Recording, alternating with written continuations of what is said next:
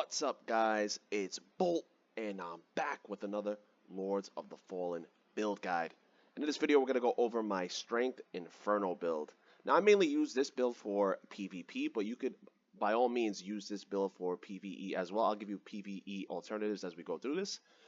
This is a level 125 build. I like to stop my builds at level 125 because I like to make it seem like it's an actual build. If I'm max level, and I could do everything, I don't really have a build anymore at that point. So I kind of limit myself.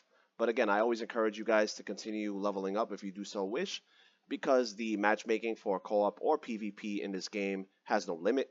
You could be any level and match with any level, so just keep that in mind. The stat breakdown is as follows. We have 26 strength, and that is because we are using strength-based Inferno weapons. So 26 is the minimum that we need to wield all of the weapons that I have in my arsenal.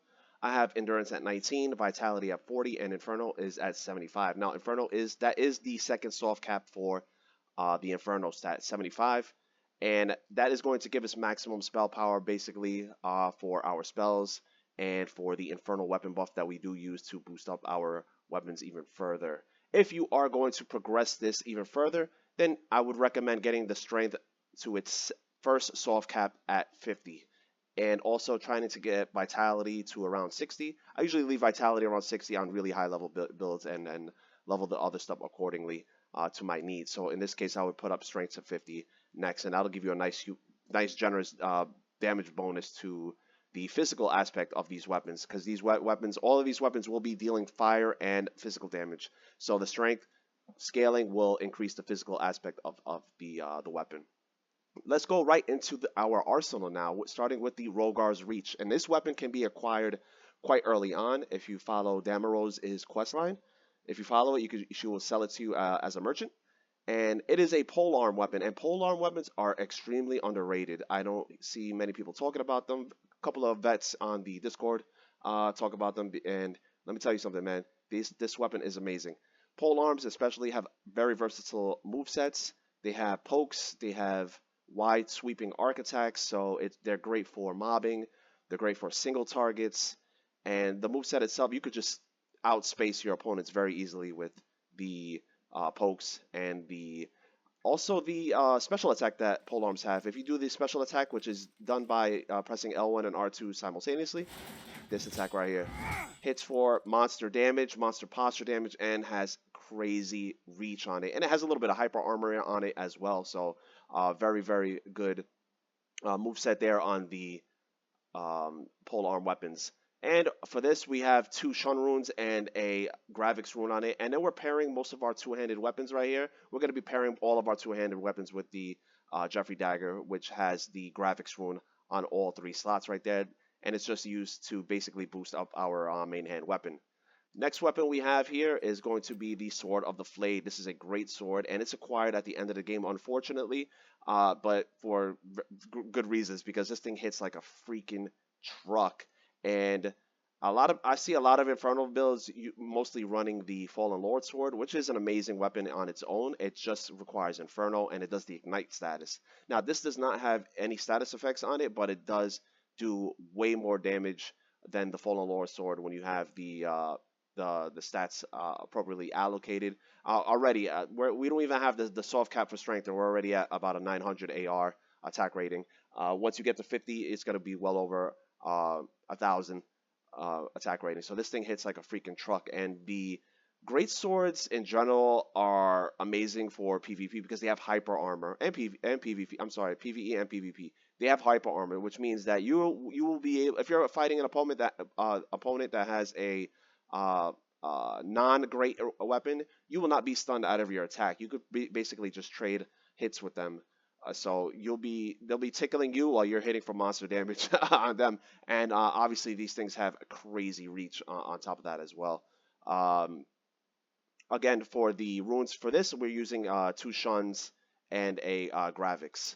Next, we have the Lord's Axe, and this is the starting weapon for the Lord class, and pretty damn solid. If you start with this, man, this will carry you for pretty much the end game if you want. Great axes do have a glitch on them. The R2 attack can hit you from like a mile away. Let's see if I can demonstrate that from here. Is this breakable? Insane. So you could cheese PvE with that, just like sniping enemies with the R2 attack from far. It's pretty bonkers. Again, great weapons, grand weapons have hyper armor, so be sure to utilize that. And we have 3 Shun runes on the Lord Axe. Next, Judgment and Punishment. Now this was newly added in one of the more recent patches, back when they added new weapons and armor sets and stuff like that. And you get this by defeating General Angstrom if you follow the quest line.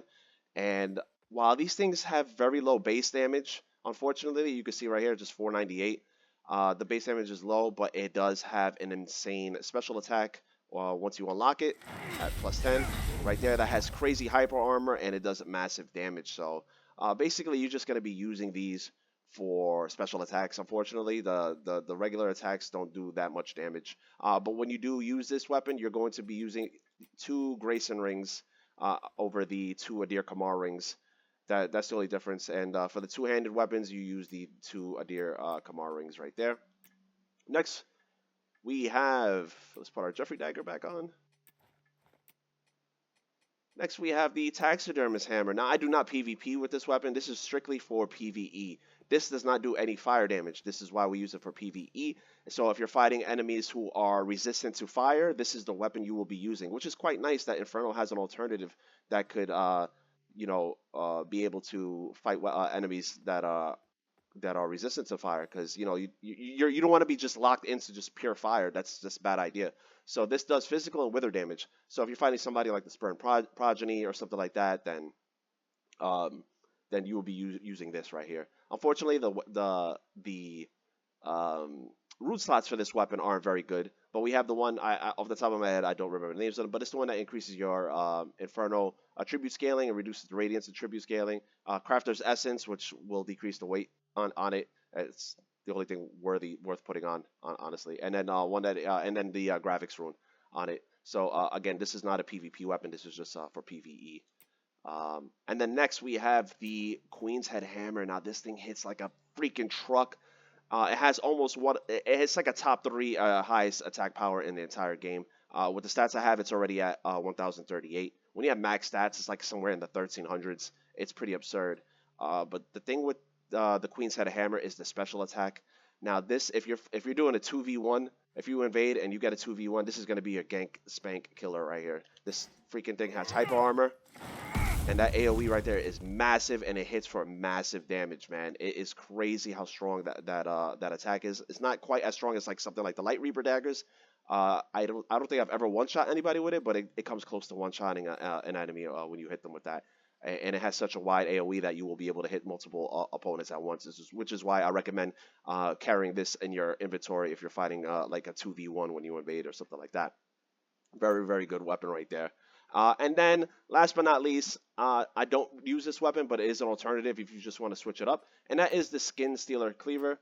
Reason why I don't use these is because I don't really enjoy the rune slots on them. I think the rune slots are not that great for them, but they do hit incredibly hard. As you see, this has 600 AR comparatively to the Judgment and Punishment, which only had 498. So these things hit very hard. But they don't do as much posture damage as the hammer class, so that's another reason why. I like the posture damage because I like going in for grievous strikes if I deplete their posture meter, and I feel like the axe class doesn't really do that much. But so it's an alternative to use if you wanted to switch things up a little bit, and it's a drop from the Skin Stealer enemies if you want to get that. And I recommend doing Umbral finishers on the Skin Stealer enemies so you could have a higher chance at acquiring those weapons right there. Next up, let's go over our spells, what I have equipped. My first slot, the R1, this one I always change up. So if I'm using a slow weapon, I typically like to put Severing Blades on there because it comes out very quick, like that.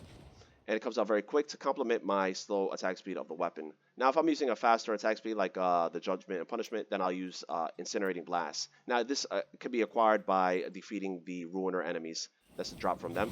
And that delay right there always throws my opponents off, and I always hit the Incinerating Blast because that delay is just really tricky to get the timing down on it. So it's a very good spell in my opinion. And then if I'm fighting ganks, I'll use Seared Soul. This is pretty funny. This is the one that summons the little zombie guy that explodes. And I don't know if the scaling on this is broken. They forgot to scale it to PvP damage, because that thing hits for insane damage. It hits for like 1,000 damage. I don't know why against PvP opponents. I think they forgot to actually scale that weapon to PvP standards, because that thing hits for, oh my god. So I typically only use that for 2v1s. So, because if you're doing a 1v1, people could dodge that pretty easily. I've noticed in 2v1s, people are pretty, players are pretty oblivious, and it's just really coming at you without even looking around them, their surroundings, and Seared Soul will just delete them. And then for PvE, I will use Magma Surge. This is one of my favorite sniping spells in the entire game. You will not hit anything in PvP with that spell, so don't even use it. But it is amazing in PvE. So if you want to snipe enemies from far, you will be using the Magma Surge. Next spell is the best spell in the entire game. You've seen it on my other Inferno build. It is Seismic Slam. This thing is great for PvE and PvP. Clears a room in PvE. It does crazy damage because it has multiple ticks of damage. And for PvP, this is your punish right here. Somebody's going to try to cast a spell on you, Seismic Slam. Somebody's going to run away and try to heal, Seismic Slam. It is amazing. It adds so much pressure to your arsenal. It's an incredible spell. It is, in my opinion, the best spell in the entire game. Infernal Weapon. This is where we're going to get a huge damage bonus from our Queen Sophia's Catalyst. And that's going to buff up our weapons quite nicely. Just add some fire damage and a little burn dot as well. And then the last two are going to be our buff spells. It's going to be a Deer's Rage and a Deer's Hardiness. The Deer's Rage giving us a nice damage boost, around 10% to all of our damage. And a Deer's Hardiness giving us around 25-30% damage reduction, which is quite nice. And again, the catalyst we are using is Queen Sophia's. You get that by completing the Torture Prisoner quest line. And if you cannot, if you're still progressing through the game, then you're going to use something like the Rogar Heart over this until you get the Queen Sophia's Catalyst. As for the armor, I usually just wear stuff that looks cool and fits the theme of the build. And I got this armor set right here. I got the Infernal Chantress Helm and the General Engstrom Armor, the Ruiner Sleeves, and General Engstrom's Leggings. And going over the trinkets that we have here, as for our necklace, we have Rogar's Delight, which is going to increase our fire damage and give us a little bit of holy defense, which is nice against those Ori's Judgment Spammers. And then again, if we're two-handing our weapon, we're going to be using dual Adir Kamar rings. And if you're going to go for a dual wield, you're going to be using 2 Grayson rings. And as for the Umbral Eyes, pretty standard stuff right here. Since I am using special attacks, we are using the main socket. We are using the Umbral Eye that gives us 1 Soulflake charge. We have, for our secondary sockets, we are using the Umbral Eyes that allow us to regain Soulflake charges while in Umbral, and the other one that gives us an extra Soulflake charge for a total of 5. Now, keep in mind that the Queen's Head Hammer and Judgment of Punishment do take up 2 Soulflake charges when you use their special. That's how powerful they are, that they take up 2 instead of 1. So it's pretty insane. But that's it, guys. That is the build. I hope you guys enjoyed this video. If you did, please drop a comment. Let me know your thoughts. How have you guys been enjoying PvP? I'm really enjoying the PvP in this game. When you get an even matchup, it's a lot of fun. When it's a mismatch, not so much. So I really do hope they improve the matchmaking a little bit better in future patches. But one could hope. So let me know your thoughts below on that. Please consider subscribing if you have not done so already. Consider giving me a like, sharing it, and I'll catch you guys on the next one.